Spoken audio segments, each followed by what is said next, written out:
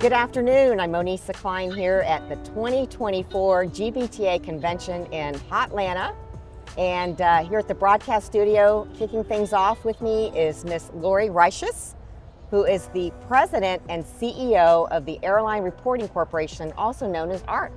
Welcome, Lauri. Thank you, Monisa. It's great to be here again. It's great to see you again, and I trust that everybody got in, most of your team got in without any incidents. Yep, everybody's here. A couple of delays along the way, but everybody's here. You know, this weekend, it really makes you realize how dependent we are on technology, right? The entire world, Absolutely. Not just the airlines, but everybody, right? And what a complex industry it is. There's so many moving parts operationally to have a successful flight. It is. An appreciation for that once again. Absolutely, absolutely. Speaking of technology, a topic that we have been talking about for several years now is NDC. Yes. It seems like every year we, few more steps forward. A little bit more progress, yes. Right, every year it's a little bit more, a little bit more, a little bit more. So I think we've made a lot of progress in the industry. We have. So how is ARC leveraging its unique position in the distribution ecosystem to enable widespread adoption for NDC? What are you guys doing to help push this along? Great question, and we're doing a lot. But first, just to maybe put some data to the trends that you just mentioned, the continued growth. When we were with you this time last year, ARC was processing about 11% of our total transactions via an NDC connection. That's now doubled. This time, in July 2024, it's 22%. So more than one ticket out of five that comes through the ARC system is on an NDC rather than an EDIFACT connection. And in fact, just this year, it's grown by 5 percentage points. It was 17% at the beginning of the year, and now, again, 22%. So just kind of sharing that data point that demonstrates the growth. The progress, and, early adopters of NDC tended to be the more online travel agencies, leisure-oriented agencies, but we've seen significant movement now in the business travel space on NDC. In terms of, so that's level setting the data. We also have 31 airlines now within the ARC system that are processing NDC transactions. So again, just another data point to demonstrate this is not something that people are just talking about, they're doing. Right. In terms of what we're doing, the biggest initiative for us over the last year has been our NDC Advancement Working Group. One of the things that ARC can do in this industry is sort of bring disparate players together to solve problems. And one of the problems with NDC implementations has been not the NDC XML standard, that's a standard, but every airline has implemented it just a little bit differently. And that's presented agencies with some operational challenges because things that used to be standard via the GDS are now not. And of course, then the downstream impact is that it impacts the ability of that agency to adopt NDC at scale for their business travelers. So understanding that was happening, and it was kind of unintended, as we brought this group together. It's airlines, agencies, technology providers, GDSs, agency back office systems, online booking tool providers, to just understand what are those operational pain points for an agency. And this group has been meeting now steadily for the last year. They've identified sort of the key best practices, and they're right at the verge by the end of this year of publishing best practice standards for everyone to implement. And it will take a lot of the kind of noise out of the system in terms of just some of the operational challenges related to NDC. Kind of behind the scenes, but a place that ARC can usually play a role in trying to solve those kind of problems. Excellent.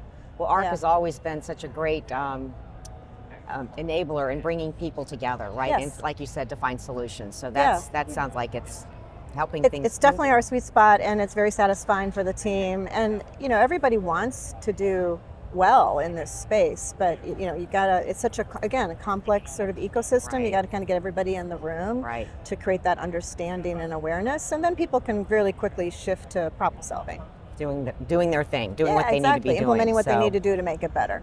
So based on some of the data that you have talked about, ARC's data, what can you tell us about the strength of corporate travel in 2024 from a TMC perspective? Yep. And what trends are impacting it? So we are definitely seeing continued growth in the corporate travel space. We look at the agency population within ARC, and we understand which agencies are providing business travel services versus leisure. And we've seen nice, steady recovery. It's up, transactions for corporate are up 7% year over year. They are still lagging behind 2019 levels by about 10%. Now that's for business travel through agencies in ARC. Fares are up slightly year over year for business and up about 5% from a 2019 perspective. So we continue to see, growth in corporate travel, post-pandemic. And if the world was static, you might say, well, still 10% lagging from 2019, but it's not. We're also seeing, because we have in our data platform agency sales data, of course, the data we settle, but we also have a global data program that 100 airlines contribute their direct website sales. So we sort of see the whole pie, and we can see what portion of that pie agencies are serving. And it's not, many airlines are talking about the growth of corporate direct. A lot of it's the small to mid-sized business, but we're seeing, a distinct trend towards corporate growth and the direct channel. So for agencies, that means they're continuing to grow, but there's also, in our view, an argument to start thinking more holistically about a travel program offer that includes both direct travel bookings and agency bookings. Right. We think that's what corporations are going to want. Yep, absolutely, to address all of their needs, Exactly. right? And on that note, how can travel managers address the direct channel shift and mitigate the effects of leakage from their programs? Yeah, this is something we feel is that this is where things are headed, and I believe it has a great deal of merit.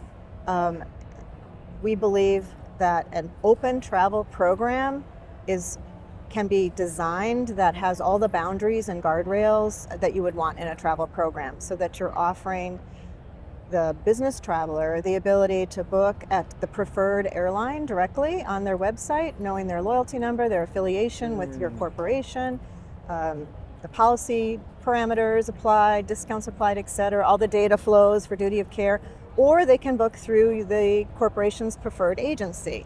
All of that requires, interoperability between kind of where you book, still being able to service either at the airline directly or with the agency.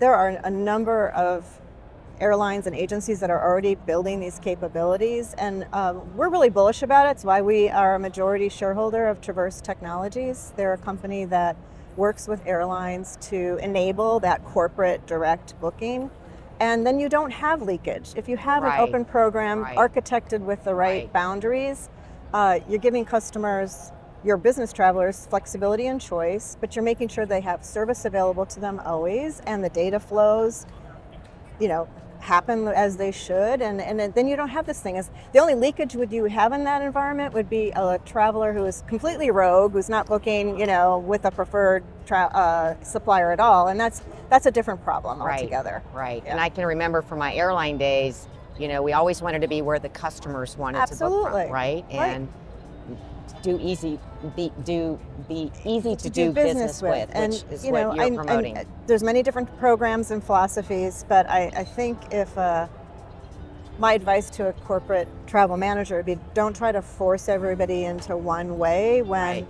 there is a gravitational pull to the direct channel for some of your travelers, and they can be totally within policy, and you can have all the data that you need. Yeah.